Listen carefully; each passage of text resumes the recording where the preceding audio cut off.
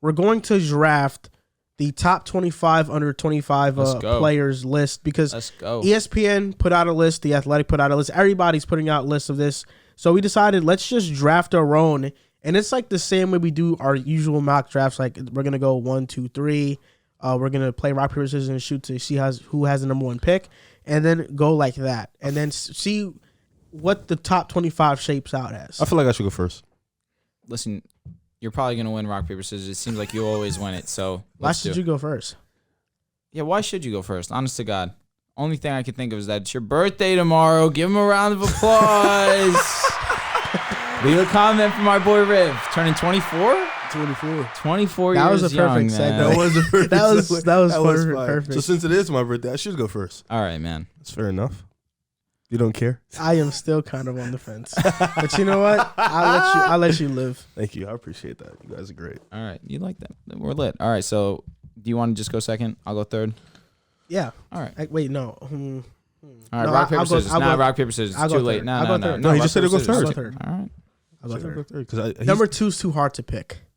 No, it's not. Oh, then let me go second. If it's really difficult, I would like the difficult I have question. number 2. It's fine. Oh, you do? Yes. But I feel like you doing it, though, it's like, you know what? All right, fine. Why don't you shut your mouth for once? Should we play the music or no? Yes. I want it. Please. Okay, let's go. With the number 1 pick, Riv is selecting. It's pretty self-explanatory at this point. Okay. Number 1 pick is going to be Luka, easily, without a doubt. You know, the best player under that 25 list. He is a generational superstar, and he's walking into the playoffs right now with a chance to definitely change his name of being a first-round exit. So hopefully when he gets back healthy, they'll be in good position. But that's number 1. Hit my music, please. The number 2 pick overall, under 25. It's got to be that man in green, Jayson Tatum. Why was this hard? Yeah, really. Why was it hard? It's hard between him and Zion. No, it's not. Wait a minute. It's not. And I say that as Zion's biggest fan. You have the 3rd pick, right? Yeah. Make your pick. Forget about the Tatum analysis. I'm selecting Zion Williamson. Why? That's why I wanted the 3rd pick, because this was an easy pick for me. I would have picked Zion as well, if it makes you feel Really? better. If we're going off potential, it's definitely Zion.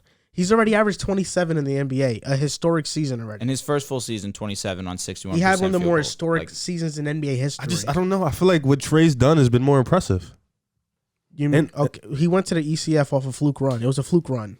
Zion hasn't made the playoffs. Enough of the fluke run. He did it. Yeah, you they were supposed to lose to Philly in 5. I'm not saying that you're necessarily wrong. I'm just saying he did it. How you gonna say that? Because we know supposed to lose to Philly. Philly blew multiple leads. That's their fault. Agreed. That's why you got to still give him. But Zion hasn't made the playoffs or played enough. Correct. Give me one example of when he's had the team to make the playoffs. It's a fair point. Well, right now. But he's not playing. He's not so that's why I can't put him. I understand if we have him top 5, but over Trey. Okay, so you think we're already counting out Zion because he's injured? That's what we're gonna do. I'm not. I wouldn't say count out, but I'm looking at Trey, and it's like kind of like. Wait, so if you look at Trey and you look at Zion, they both reached their absolute peak. Who is the better player? You've also told me guards are very important in this league. You did just tell me that. Zion has guard skills. And he's not wrong. He's not wrong. Trey is the guard with these skills. Did you see Point Zion in the second season? Trey is literally a juiced up Steve Nash. Yeah, but I'm just saying you didn't answer my question. Zion playing point guard changed the offense for them. What's the question? You didn't answer my question. What's the question? They both reached their peak. Who's the better player? You know it's Zion. You know the answer. I don't know it's Zion. It is 27 Zion. in his first full season. Didn't Trey put up like 28-9 in his second full season? No, yeah, he did. He was and then amazing. after that was 26-9, and then he went to the ECF. I'm confused here. Zion, what you're saying about Zion? From the what field. you're saying about Zion? Trey Young has done that in back-to-back years while also going to the Eastern Conference Finals. So I think we should. I'm not listen. And then now with the same conversation. roster, he's in the play-in. While in a year where Zion hasn't played. Okay, but I'm saying that was a fluke run. You all right? I stop that. Listen, because I'm defending you. I'm on the same side as you, but you can't say stuff like that. It is a fluke run. I said it in the offseason. I'll say it again. That was a fluke run. I mean, it's a run that Zion has yet to make. It was a run that will probably never happen again. Zion might never make that run. I don't know. Do you see the Pelicans right now? Now you add Zion. There was Zion away from making that run. Yeah, if he plays, he will play. Yeah, it's possible. He will play. So, but you still didn't I know answer I did my answer question. the question. I said Trey. They could be the Wolves. So you think Trey's better if they Zion's both healthy. reach their peak? Yes. Okay, so then the 4th pick should be easy for you then. Oh, yeah, the fourth pick is undoubtedly Trey Young. I thought you was going to pick Trey Young, but you didn't pick Trey Young. Because Zion, bless you. Thank you. I was going to defend the job, but I don't want to take too long. So, all right, hit his music. The music for me, please. So my fourth pick is going to be obviously Trey Young, the best point guard on this list. Number 2, Luka. Oh, yeah, because I was counting him as just like I got you. The second best point guard on this list. He's already made an ECF. Being that young, he's already put up historic numbers. He's a different type of ball player. So for me, Trey Young is at 4. All right, hit my music, please. Now with the 5th overall pick, Team Andrew will be selecting Ja Morant. The strides that he's made this season has been astronomical. He's absolutely box office.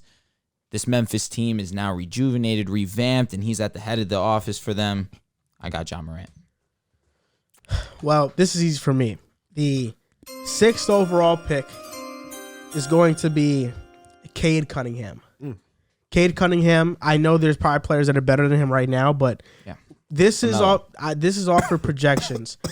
Cade Cunningham is on a different tier than LaMelo as players and potential-wise. Cade Cunningham is a superstar. I think LaMelo Ball can be he's an all-star, high-level all-star possibly. I think Cade Cunningham is going to be one of the best players in the NBA, and that's why I have him at 6. Here's the difference. LaMelo gets drafted to the Hornets. They're one of the worst teams the year before. They make the play-in the first year that he's drafted. He just got blown out twice. I'm not saying that you're necessarily wrong at all. But my point being is Cade gets drafted. His team's still bottom of the Eastern Conference, and I'm not denying Cade's skills. Let's just take a stronger look at LaMelo's impact. Wait, hold up. Do you think that LaMelo got drafted into a worse situation than Cade? The bet, I wouldn't say that, no. But LaMelo is the reason why. The main reason, I should say. Not the main reason why. He's not, though. Who was? There's multiple people in Charlotte that are big reasons as to why.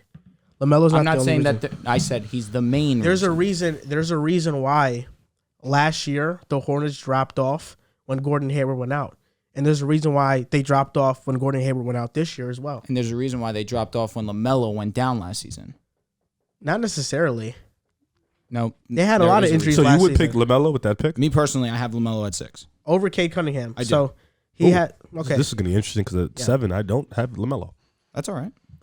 Hit your music. Oh, listen, I've seen a lot of boards with LaMelo lower than I believe that he should be, but I mean, you called him better than Ja Morant before the season. Listen, I think that he'll inevitably be better than him. Oh, that's hotter than what I said about Trey Young. Hit my music. Thank you, sir.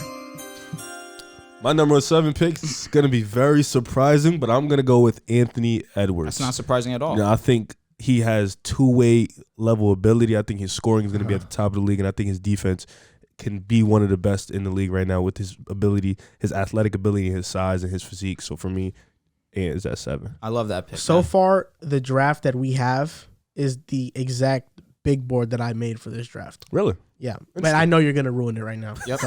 Okay. Cue music? Yeah, absolutely. He's a party pooper. So I believe this is the 8th pick overall. And with that pick, I'm going with LaMelo Ball to no surprise.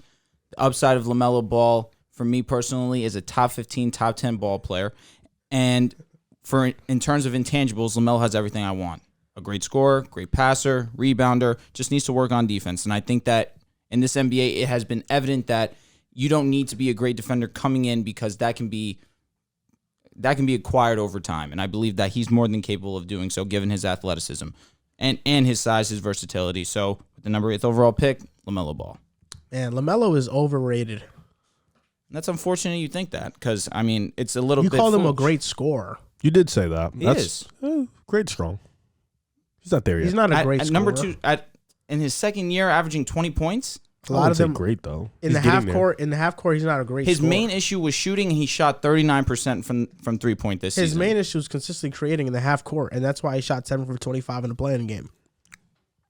He doesn't have a set of arsenal and moves that he can really go to. Garland better. I have Garland right after him. So he ruined your mock. Yes. And the next pick is easy for me. With the 9th overall pick, I'm selecting Evan Mobley. Oh, I took my pick. He's already a top 10 defender in the NBA. He's been one of the main reasons why the Cavs have been good this season. And offensively, even though he's not polished, he's still averaging 15 this season. He's a very good passer out the post, and his absolute ceiling is a top 3 center in the NBA, a top 3 power forward in the NBA. I think within the next 3 years, he's going to definitely be a top 4 center in the NBA. It would be Jokic, Embiid, Cat, or Mobley. Mobley has all the makings of a superstar, all-NBA caliber level player, and I think this is a fairly easy pick for me with Evan Mobley. So I have the 10th pick. Well, this one's going to be easy. Cue my music, my boy. Number 10, potential-wise, for me, easily Scotty Barnes. You know, his two-way ability is insane. His versatility on defense is ridiculous. The way he can control the offense, his scoring is going to improve. His jump shot does look like it's going to make progress. I've been watching him since high school, so I already know he has the intangibles. Him and Cade were leaders for their team, Montverde, which was arguably the best high school team that's ever been created, if not for the shutdown. So for me, Scotty Barnes is number 10. All right, you can hit my music. And I'm surprised that this man is still here at number 11. And to no surprise, I'm going Darius Garland. We saw him put on a show against the Nets in Barclays Center to show that he can backpack a team. And unfortunately, he came up a little bit short because his role players need to step up a little bit more. But he has the tools to be a great scorer, the tools to be an elite playmaker already this young into his career. And he's the main reason for the Cavs' success, regardless of what you want to say about Jared Allen and Mobley and how great that they are. Darius Garland is the motor that gets this team going. And so with the number 11 pick, I'm going with Darius Garland. I don't want to make this a habit of questioning your picks, but you're going to make it a habit anyway. But I question it because I understand Garland is one of the main reasons why Cleveland is good, but there's a reason why they started losing when Jared Allen went out. I mean, the identity of their team this season has been Jared Allen and Mobley being great defenders. But Sexton went out, and we saw Garland elevate his game to a different height, and that was with opportunity. Yes, Allen is a huge part of their team because defensively, the way that he can hold it down is like very few, I should say. But we can't ignore that it was Mobley and Allen that both went out at the same time. Towards the back end of the season, that was key for them staying in that position that they were. Mobley's been healthy for fairly most of the season. Correct, but at the very end of the season, both Allen and Mobley missed time consecutive. But Allen's the one that's been out for I'm not saying you're necessarily wrong at all, but Mobley and him both got injured. Why do you think that Colin Sexton So matters? What's the pick here? It sounds disrespectful. What's the pick here? Sounds extreme. What's the pick here? It's Darius Garland. Why are you questioning? I'm not saying that he's not the pick. So let's make your pick. Yeah, so then what's the point of this? Would you have? But Drew started it with saying, "I'm surprised he's still here." Why are you surprised he's still here? I would have taken. Are you taking? So wait, who would you have took Garland over? You think I would have taken him over Scotty? You think the Cavs? You think the Cavs ceiling is the Cavs ceiling? Evan Mobley's more important to that than Garland, I believe. Long term, Mobley is the one who projects to be the better player long term. So you would take Garland over Scotty was the one. Yes, Garland over Scotty. Yeah, like you made it sound like he lasted up to pick 20. I mean, he's pick 11 here. I'm shocked because I have Garland as my number 8 player. Oh, damn. So you probably okay. I could dig it. Okay. So let me go then. That was so pointless. Unbelievable. With the 12th overall pick, I'm selecting Bam Adebayo. There we go. So we pumped you into doing that. No, I pumped myself into doing that. This guy. Why do you try to take credit for my doings? You didn't have him high before. Your first mock was. You didn't. You didn't have him high. You're right. Then I changed it because I had to think about it. That's why it's a rough. You draft. thought about it though when we walked in. We was like, no, I was debating because my mock is a combination of potential and what have you done now? Do your thing. Why Bam? Talk to us. I thought you were gonna go. Oh, I thought you were gonna explain Bam. It's self-explanatory. Okay, That's as long as we're on the same page on that. Yeah. Cue my music, please, one more time. Oh my god. So this is the 13th pick, I'm assuming. It is a 13th pick. For me, I'm going with my guy, SGA. I feel like at 13, him showing that he's one of the best isolation scorers in the NBA, him showing the versatility he can play any role at this point, him also being in the fact that he's been hurt, but when he's healthy, Oklahoma is as competitive as can be. They won't win as many games. They really have a lot of bad players, but when he does play, they are extremely competitive. So for me, this is where I got him. All right, you can hit my music. All right, at number 14, my selection is going to be Brandon Ingram, one of the better scorers at the age of under 25.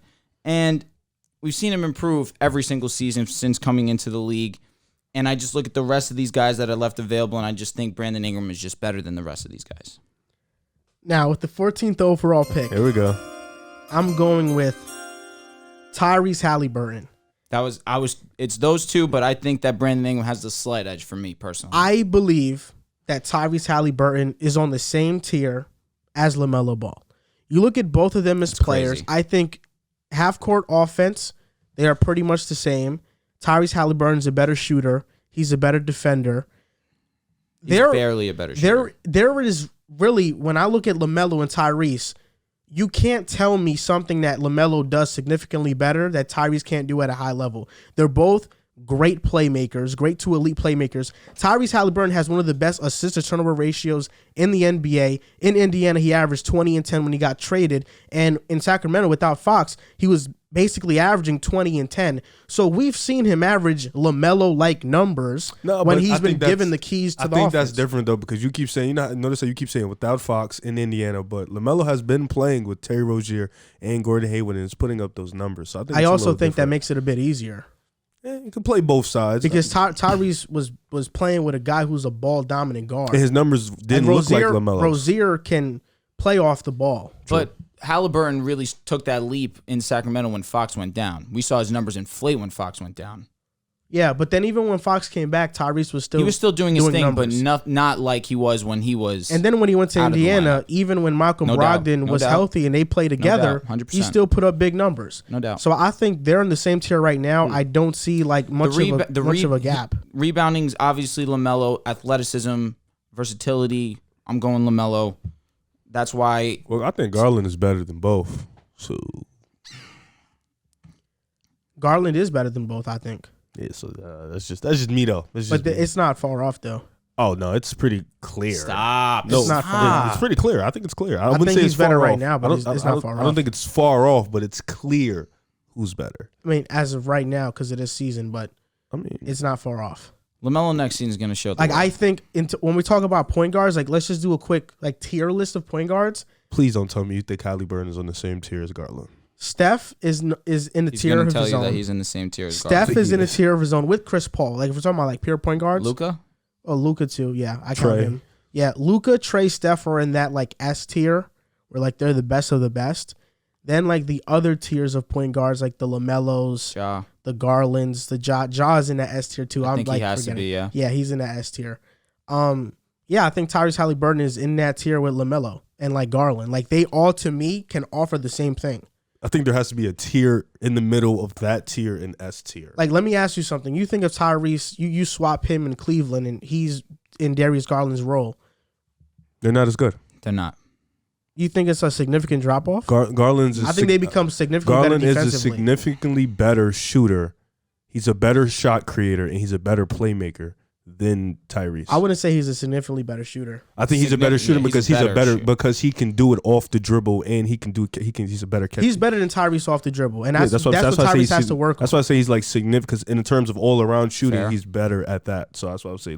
He has better handles. He's a better creator. He can create his own back. Garland's handles really. Yeah, he has the floater game and he's pretty. But also, you compare Darius Garland's second year, Tyrese's second year. Tyrese's second year beats him. It took Garland a little bit to get going. It took him until his third year. Yeah, that's true. But I'm saying, so if we're projecting LaMelo and Tyrese next season's their third years in the NBA, we're talking about them three in the same tier, in the same boat.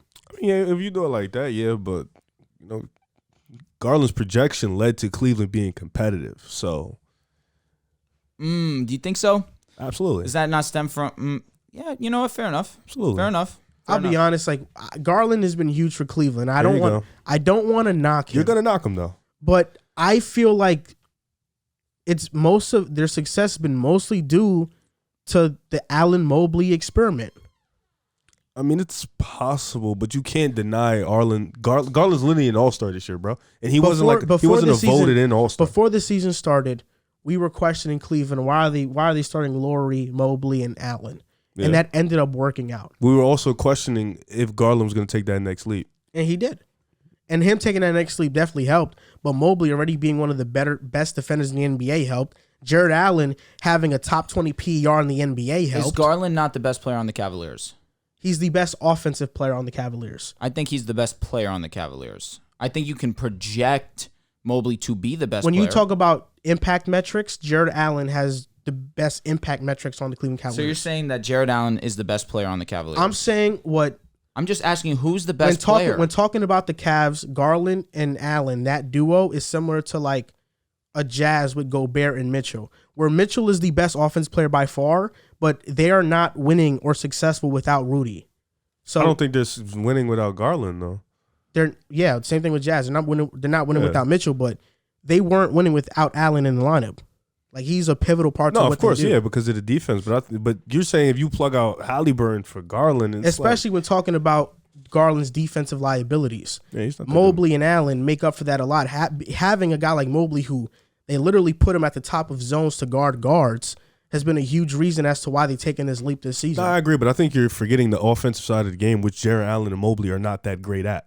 Garland has to take up a lot of that. Like, we forget. We literally just watched him the other day. It's literally Garland and the rest of them. But Mobley was coming back from injury. He had a decent game, given the fact that it was his first game back in a little bit. Yeah, Mobley's not right now. He's not like that type of offensive player. Neither is Allen. I don't think it's just I can't solely base their winning and success this season to Garland. Like, no, I understand. I'm not saying it's all three of them. He's not. It's not. We're not saying he's the. But you seem to be. You're like, it's not that it's just him, but you're only knocking him. No, I'm not only knocking him. Yeah, you're only saying like it's like you're saying credit Allen and Mobley, but you're making it seem like Garland's the guy that's sitting out when it's really all three. Like, is Garland the third? Is he the third reason why they had success this season? No, he's the main reason why. I think the first. That's exactly what I said. I think the main reason why they're so successful has been because they've been great elite defensively. Yeah. That's number one. And we know Garland is not great or elite or good defensively. He tries, but he's undersized. The main reason they're successful this season is because their defense has been so elite. And then Garland, being the offensive initiator, he's led that offense. There's no doubt. But I don't view the Cavs in a similar light to how I viewed Atlanta last season, where I'm like, most of the credit goes to Trey. Yeah, because they're a bad defensive team, but their offense is so great because of Trey Young's just absurd scoring and passing ability that he's got them all the way to the 5th seed and then made that ECF run. I agree. Like, without Trey, the Hawks don't go, but I think you put somebody in a similar position to Garland, like a LaMelo or a Tyrese, they can have similar success because I don't know. It's hard to say. The foundation of that team as of right now is their DNA is defensive. Haliburton has to show that next season. Make the play-in next year, and then I can throw you in that tier. Well, maybe I'm a bit higher on Haliburton than most people are. I think he's. I don't think Haliburton has the same type of skill set that Garland has on the offensive end. That's why I don't think it'd work. But they're also better defensively with him. Yeah, but defensively it'll definitely go. But offensively, you still got to score. Yeah. So.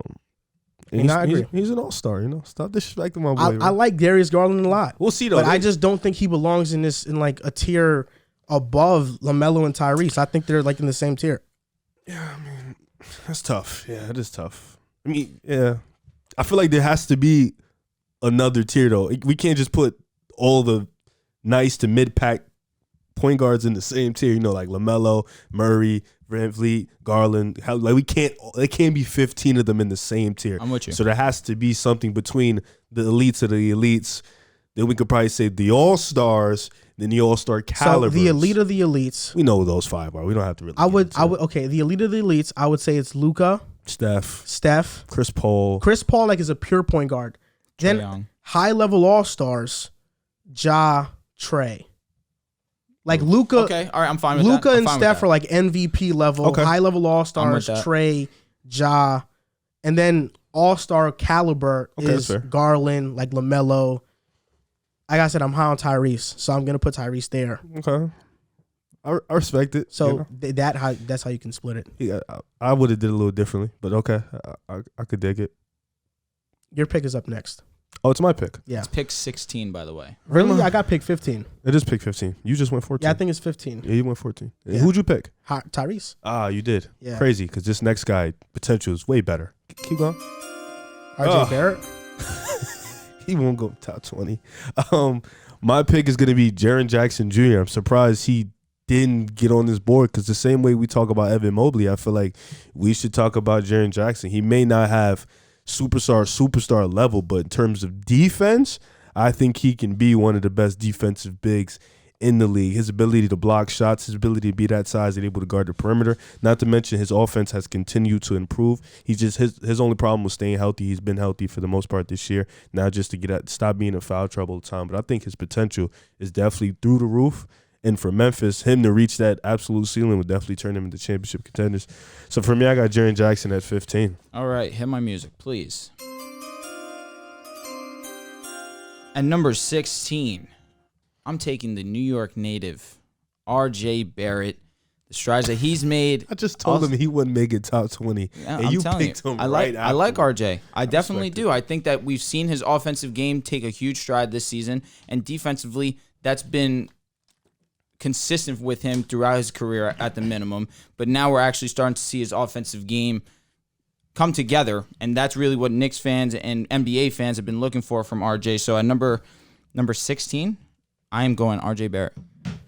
Man, I was trying to pick RJ or whatever. With the 17th pick, I'm going with Jalen Greene.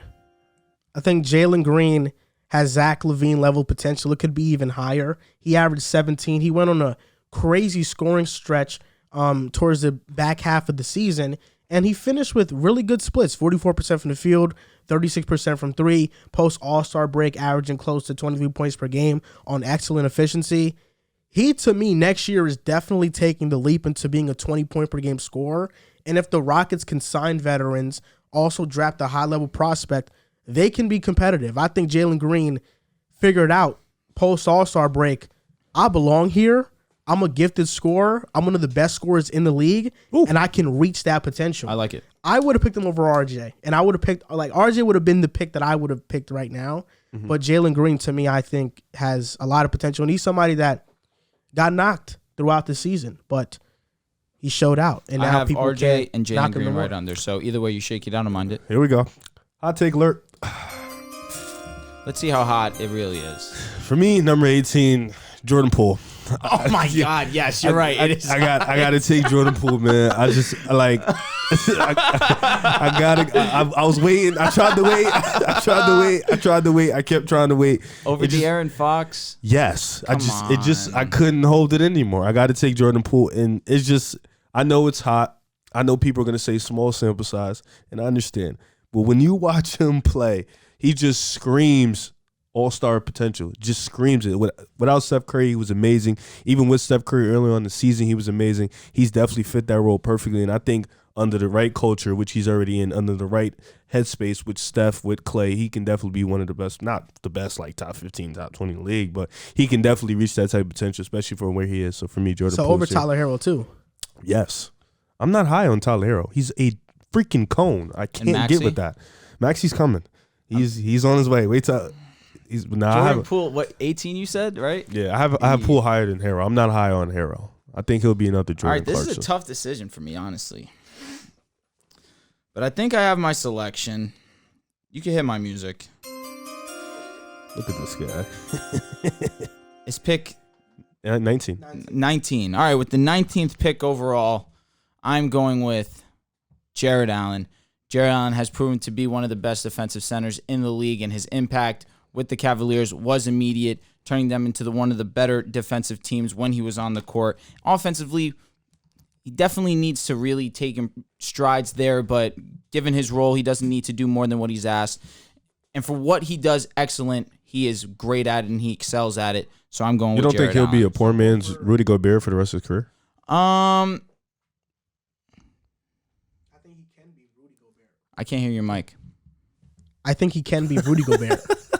I think he can be Rudy Gobert also. Like statistically or just like I think he's a little bit more athletic too. He is. Yeah, he is because he's smaller. Yeah. Wait, so you're taking him over DeAndre Ayton? Yeah. Okay. I would too. Okay. This was tough. I was torn between Fox and Ayton. Stop with Fox and Allen. Can you stop listen, I understand gonna be this Fox forever. Fox he's the new what? Poster child for empty stats. He's just gonna be this. But that's what I'm saying. He's the new poster child for empty stats. Okay. So which is why people are going to be lower on Fox than... Poor man's John Wall. I think we're just low on him because it's his, like, what, 4th, 5th year in the league, and what has he done? Average 25, number 4. He was 14th. Stinky.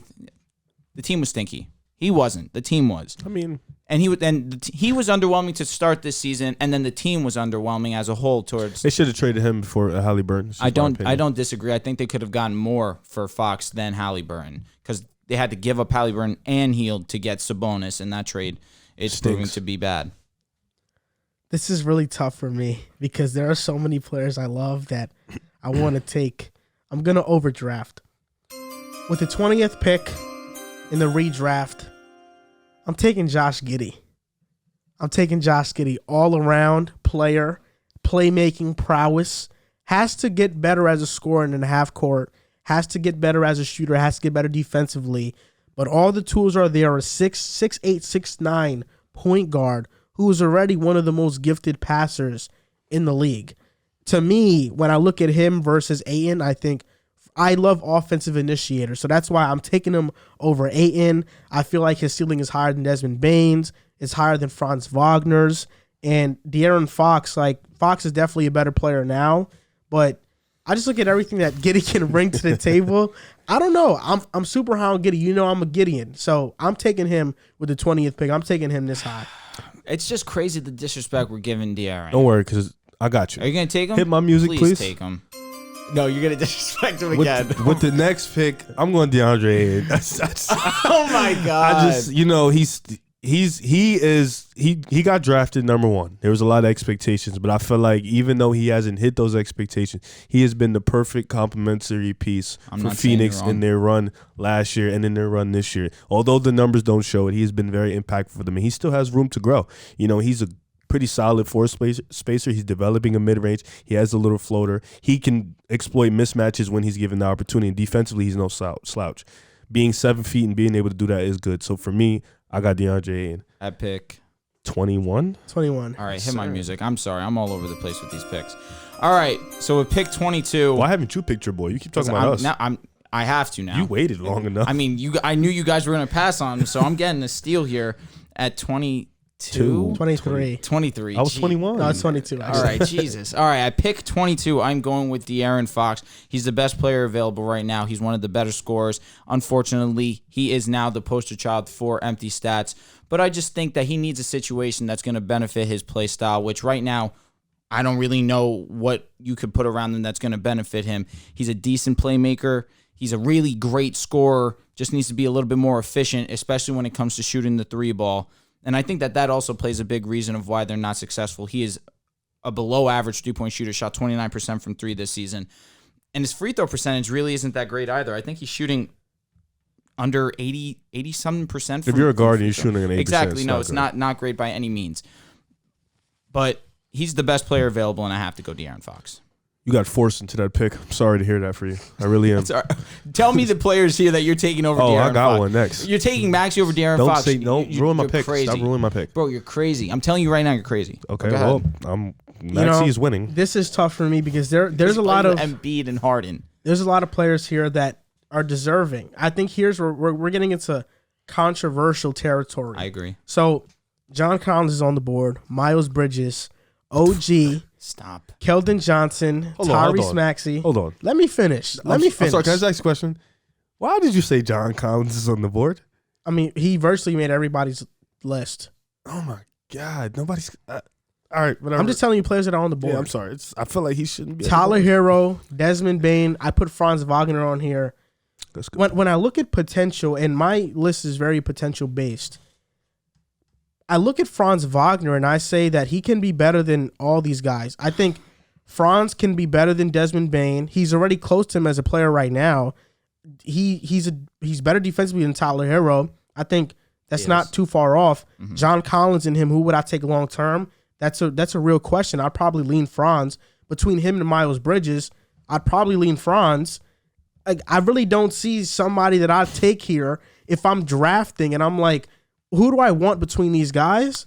I'm going Franz Wagner. Easily. Yeah. For me, it was pretty easy. I'm going Franz Wagner. Once you said Wagner, well, that one was but once you said Wagner Collins or Wagner somebody else after Collins, I was like, Wagner, easy. Desmond Bane, I love Desmond Bane's game. It depends. You know, I just kind of feel like late to the party. You know, for me, like he is who he is, which is not bad. He's a great player. Is that true? Bane, he went up 9 points from last season to this season. For me, picking Bane, it really depends on who's the person next to him. He is what he is strong. I feel like me is just who's my guard? Who's my point guard? That's for me. And then I decide. Like, you think Franz is your point guard? No, I'm saying like if I was to pick, if I have my team and Bane is on the board with other guys, who's my guard? You know what I'm saying? Like, who do I want to put next to him? I feel like I might be totally he wrong. can play. I might be totally off base on this, but you're right. He upped his average 9 points. That's a lot of points. Is he? Do you How see do you him? butt that? Do you see him going to like 24 though, reaching 25 a game? He could average anywhere from 22 to 24 points per game. I think 24 is high. I think he's a 20, 21. He's at 18 or 21 points per game. Do you think he's going to score more than CJ McCollum did at his peak? I don't think so. He could be along those lines. So like 21, 22, because that's what CJ was. What was CJ's highest average? 24 one time. He could do that. Do you think he can be as good as Chris Middleton? About consistency, though. But was he averaging 24 consistently? No, that's what I say. He was a 21, 22 guy. I think he can do that. I think that if we're saying this is what he is, that's kind of strong. Okay, that's right. I just think he said that. Do you think he can be as good as Chris Middleton? Why do people always use him? Chris Middleton can create for himself very well. Not saying that Desmond Bane can't be. He's not nearly the creator. All right, but it took Middleton some time. No. I'm just saying like Desmond Bane. Again, but to say that is what he is right now is what he will be. That's what I 22. This is his second year in the league. He played like 2 years in college. What I mean by that 23. What I mean by that though is, do you see Desmond Bane as an all-star? Because I view him now as a high-level role player. Like, I know calling somebody who's averaging 18 is kind of crazy, like, as a role player, but, I mean, for the most part, he's a very high-level role player, starter. All-star caliber. Yeah. I would even say he's not that, though. I feel like he's a step below that. Nah, he's all-star caliber. He's not an all-star caliber player. I think he is. At this point, especially given the fact that when Ja's down, they don't miss a lick because Desmond Bane's but he input doesn't, for offense. But when Ja Morant goes down, Desmond Bane's averages don't go up. They stay the same. When Ja went out for the first go-around, this guy was averaging, 23 points? He was averaging 19. When Ja was out? If you could check his stats without Ja Morant, he averages 19. And then everybody else gets buckets virtually. Like, I think what Desmond Bane to the Grizzlies is going to be is what Dillon Brooks was to the Grizzlies. What he still is to the Grizzlies, where he's going to score 17, 18 points per game, but we don't view Dillon Brooks as an all-star. He was averaging 22 points during Morant's 9-game absence. But, like, in totality, let's see. Because they played how many? I think they're like 17 and 9 or 19 and 2 without Ja Morant. Yeah. So it's 21 games. StatMuse is taking his career into account. Let me search this season. Here we go. He averages 19 points in 22 games without Ja Morant this season. So that's like, what, 1 point more than his regular season average? Yeah, 1 point. So for me, it's like they win because everybody as a cohesive unit step up in his absence. It's not like Desmond Bane takes his game to all-star level and is just dominating. That's why, to me, it's like Desmond Bane's a great player, but I don't view him in that all-star lens. Okay, so this is pick 20. This is my final pick, 23. Oh, wait, but I just picked Franz with 23. You picked 22. No, I had 22, 23, 24. Yes, because I should be the last pick. Your pick 24. You're right, because I had 21, then you had 22 and 23. You're right. So you don't have no last pick. Mm-hmm. All right, ring my music, please. For me, I'm going Tyrese Maxey. Over Bane? I'm going Tyrese Maxey. You know, I love his offense. I love the fact that he's versatile in many different roles, and I feel like playing with James Harden and Embiid is really going to help his game develop. You know, I feel like that definitely matters. You know, playing with veterans, playing with guys that have experience. You know, I like his game, the way he finishes at the basket, and the fact that he's a really good combo guard. So for me, does his inconsistency worry you? No, I just feel like he has to find his footing. I feel like, you know, when confidence to a degree. I think he had confidence, but when Harden got here, he had to adjust. And for a young player, that's a struggle for them. But I feel like now, after next year would be a better year to fully evaluate it, because now he done seen how Harden has played and stuff like that. But he has to adjust to not only Harden, but how Harden is either up or down when he is Embiid too. So it's like it's been a difficult process, but I think he'll be fine. You're okay with picking Tyrese Maxey over John Collins? Yeah, I'm undoubtedly okay with that. Like, I'm not even thinking twice about it. So you're okay with picking him over Miles Bridges? Yeah. And OG Anunoby? Absolutely. I feel like OG is going to be what OG is going to be. And Keldon Johnson? Yeah. And Josh Giddy? I would have picked Keldon at 25. Okay. So now, Drew, this is the big board I have left, which is you have the honors of the very last pick. Let's go. So congratulations. The big board I have left is John Collins, Miles Bridges, OG Anunoby, Keldon Johnson, Tyler Hero, and Desmond Bane. Now you have the last pick, and with your selection, you make. He's going to pick. Now it's between Desmond Banes and Miles Bridges. No Tyler Hero. Oh, that's a tough one for you. Now, I have Tyler Hero for me at number 25. My big board right now has Miles Bridges and Desmond Bane both over him. Well, now you have to decide because there's those three. Defense is heavily on my mind, which is why you hit my music already? Hit it again. Yeah, please hit my music again. With the 25th pick, the final pick in this under 25, top 25, I'm going Desmond Bane. I mean, that was obvious. Yeah. It was obvious. You added more suspense to it. I had to make it a little bit. I had to shake it up a little bit, but it is obvious. Desmond Bane, the significant jump that he's taken in his offensive side of the game, and to be a great 3-and-D player, it's really hard to find, especially, I guess you shouldn't say hard to find. It's not hard to find, especially in this NBA, but to be at the level that Bane is already this point in his career, that is hard to find. So with number 25, I'm going Desmond Bane. Okay, so to recap our top 25, under 25 players draft. This is the pick a side one, baby. Yes, pick a side 25, under 25 draft. We're going to start 1 to... I do not remember. You don't remember your picks? Picks? I kind of knew you didn't because I have the list because I wrote it down just in case. So I'm going to send it to you on your phone so you have the ability to read it. Why can't you just read the whole thing? You could send it to the pick a side. You want me to read the whole thing? Picks, I mean, you might as well just read the whole thing. I feel like us going boom, boom, boom, boom. He could just 125. Okay, you're right. Knock it down. So this is our pick a side top 25, under 25 players draft. We all drafted. Riv had the first pick. Drew had the second one. I had the third. Then we kept going. So number 1 is Luka. Number 2 is Jayson Tatum. Number 3 is Zion. Number 4 is Trey Young. Number 5 is Ja Morant. Number 6 is Cade Cunningham. Number 7 is Anthony Edwards. Number 8, LaMelo Ball. Number 9, Evan Mobley. Number 10, Scotty Barnes. Number 11, Darius Garland. Number 12, Bam Adebayo. Number 13, Shai Gilgeous-Alexander. Number 14, Brandon Ingram. Number 15, Tyrese Halliburton. Number 16, Jaren Jackson Jr. Number 17, RJ Barrett. Number 18, Jalen Greene. Number 19, Jordan Poole. Number 20, Jared Allen. Number 21, Josh Giddy. Number 22, DeAndre Ayton. Number 23, De'Aaron Fox. Number 24, Franz Wagner. And 25, Tyrese Maxey.